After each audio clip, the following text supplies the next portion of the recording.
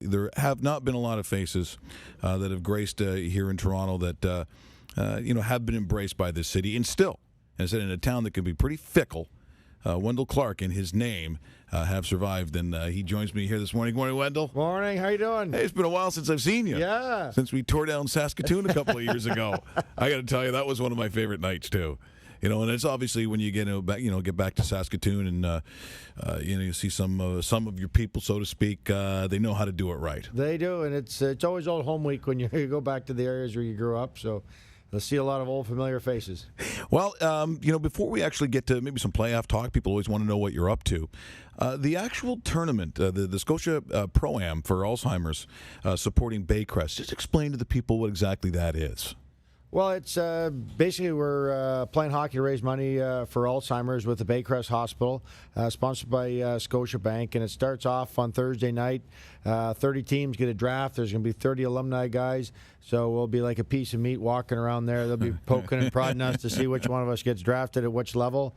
So that starts the Thursday night, which is a great evening, and then we go into playing hockey on Friday and Saturday. And I haven't, it's once a year at this tournament I play back-to-back games. You play back-to-back? Back-to-back games, 4 games in 2 days. But it's a lot of fun. The guys and the guys that are raising the money and bidding on us get to play hockey, and then hear stories and hang out all day for 2 days in the rink, and you really get to hear a lot of some of the stories. The guys, they get better and better every year. Well, it's as you said, it is a fantasy for those guys to get to play now. Of course, I am wearing your jersey. I normally don't do that. I don't want to weird you out, Wendel. I'm not going all Storm and Norman on you or anything like that. I don't want to freak you out or anything. But we're going to have you sign this at the end of the next segment, and then we're going to give it away after the first Leaf game, because I think it must be for you, and I think it's really interesting where people talk about where you come from in the world, and so therefore you sort of have, as I'd call them, the Flatlanders, and sometimes it doesn't intermix with coming to the big city, or as we would say, come out east.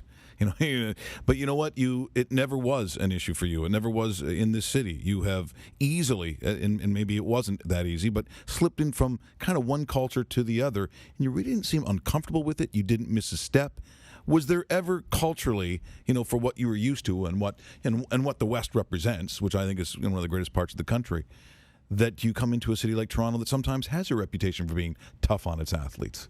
Well, it can be tough if you let it take it in a negative form. But the greatest thing about playing in Toronto, and sometimes it's easier on the players that start here right from the get-go, because then they realize it, they see it, this is what it is. You're not coming into it later.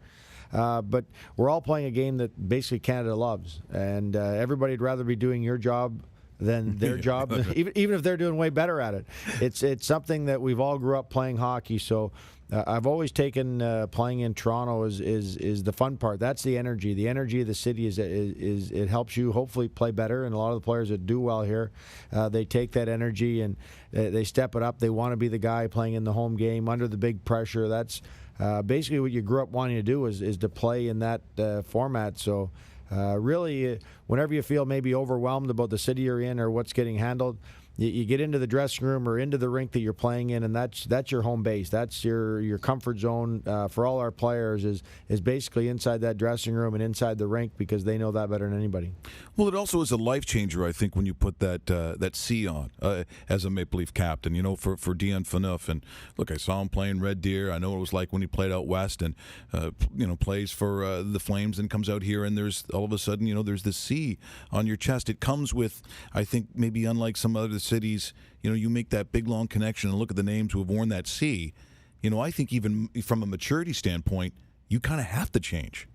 Well, you learn to take that no matter what happens to you personally, it's probably not personal. When you put the C on your jersey, as Dion seen early on, I think last year we were doing well, everything's all great and rosy. As soon as we weren't doing well, it's his fault. And really, it's not any one player's fault. When your team's losing, it's a team game.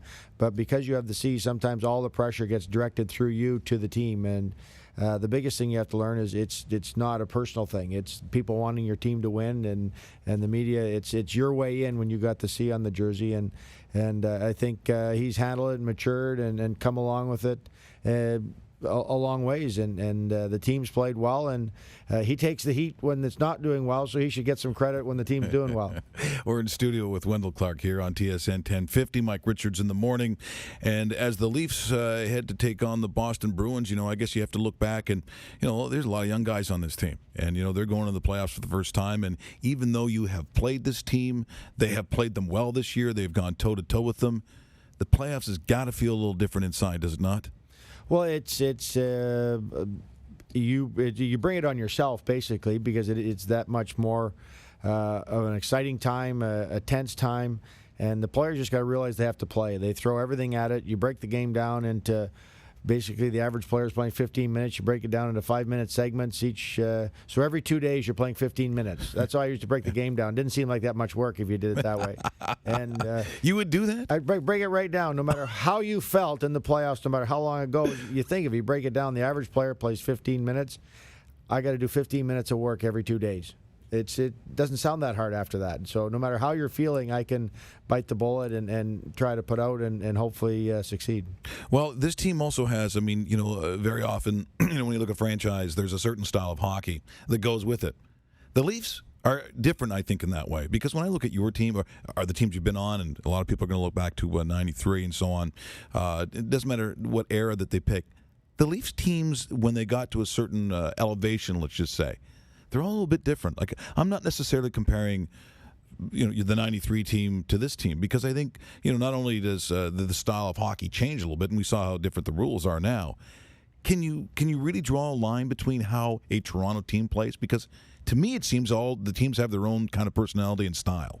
Well, they all have their own identity, how they're built and put together, and this team is their physicalness is on their bottom two lines, and that's how they play. And our offense is the skilled guys and aren't as physical in the top two lines. So they're not really melded together. Where probably Boston's guys are the Lucic and such. They have some skill with some toughness. So we have to our whatever got you there and what made us good as a team this year. Those guys got to play that way, and it always doesn't mean the fighting. Our guys that do the fighting, well, they can play and finish their checks and play hard and get in people's faces and make it hard on their best players. We have to make it hard on their best players. Our role players do, because that's their job. It's funny. People made a big deal of and still have talked about the fact that Phil didn't talk, yesterday to the media, and he's not necessarily a very verbal guy anyway. But I suppose because they always go back to the trade and what has happened. If you're Dion Phaneuf or the captain, or you're just another member of the team, does it really matter to you whether he talks or not?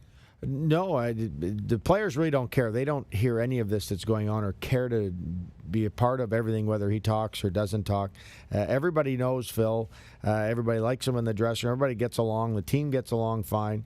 And it's just outside trying to create stories because there's no games going on. I was going to say, there's a lot of downtime. There's a lot of downtime, and the amount of media there is now, you're trying to create stuff.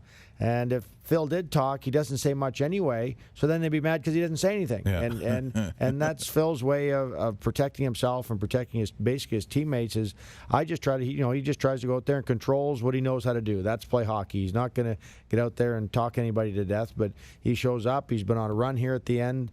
And hopefully he can continue that with the run against in the first round. We're in studio with Wendel Clark. We've got a lot of questions here on Twitter, and we will get to some of those, although I don't know if I'm going to address Rockies, where he wanted to know if Wendel would come to his birthday party. You get a lot of that? No, you get a lot of that. You get bar mitzvahs, puppet shows. Yeah. I'm sure it's thrilling to be Wendel Clark at that moment. But we'll have Wendel in studio for the next segment as well. It's 8:13 on TSN 1050.